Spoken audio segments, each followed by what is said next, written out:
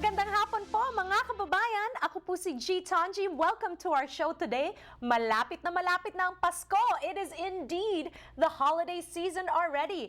And what better way to get prepared for all the festivities than showcasing an emerging fashion designer's work to get in the mood, to dress up for the occasion. Joining us is fashion designer Kristine Amarillo, and her designs, Tale for Esther, reflects on timeless sophistication with a romantic flair, focusing on meticulous details and fit. The ready-to-wear and evening separates collection offers pieces to women who value quality and innovation. And of course, I'm wearing a Tale for Esther gown. Kasama natin si Kristine. Kristine, welcome to Kababayan Today, finally. Finally, yes. Thank you for having me. Yes, well, first of all, I want to say when I first got this job, you really helped put together my looks, and I want to thank you so much for being my stylist and creating work and your designs for me to wear on this show. Maraming salamat. It was an amazing experience, G. All right. Well, now it's the holiday season,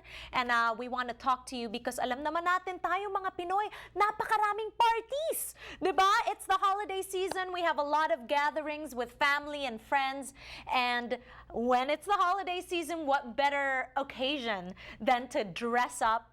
And I know that there's nothing more special, lalo na sa mga Pilipino, pag nagsuot ka ng damit na sadya sa'yo, di ba? And growing up, when someone makes something for you that's specific to your measurements, iba talaga yung feeling pag suot, di ba? Yes. Okay, so let's talk about your work, Kristine. Kailan mo nalaman na gusto mong maging fashion designer? I come from a very creative family. My father is a painter, my brother is a graphic designer, and so growing up, I've always been so focused on art. I was influenced with that, but not until high school when my art teacher took me to a fashion show in San Francisco that I said to myself I wanted to be a designer. Okay, so this happened in high school, yeah? Yes, yes. But lumaki ka sa Pilipinas? Yes. Saan yes. doon? Siquijor, which is an island of Visayas. Di ba maraming kapre doon? I don't know. That is what I've heard about Siquijor, but it's a beautiful place. It is a beautiful place. It's white sand, you know, and it's a lot of tourists there now, but it was good, yeah. Yeah, so growing up in Siquijor, what are your memories about living there? Was it a very simple, easy life? And then moving to America, how old were you at that time? Living in Siquijor, it was really peaceful, but my parents were already migrated to the U.S., so we were left with my aunt's family to be taken care of, to go to school. And the reason why my siblings and I came to the U.S. was because my mother got sick with pancreatic cancer. So we came immediately to kind of see her, and then she passed when I was 12.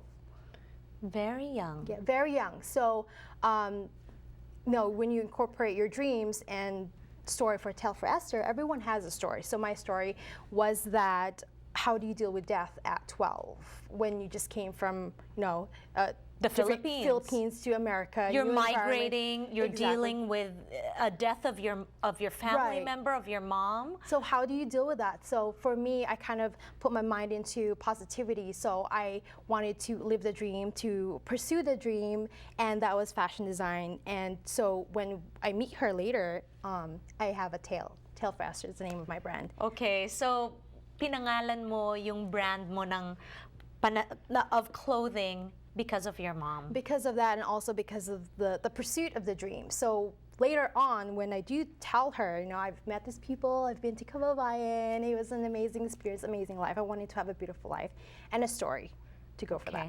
Well, your story is definitely heartwarming, but you are like a lot of kababayans, diba? Naiiwan sa Pilipinas muna. Yes. Bago yung magulang nandito muna, diba? Yes. You get separated from your family. How many years were you separated from your parents? Almost 9.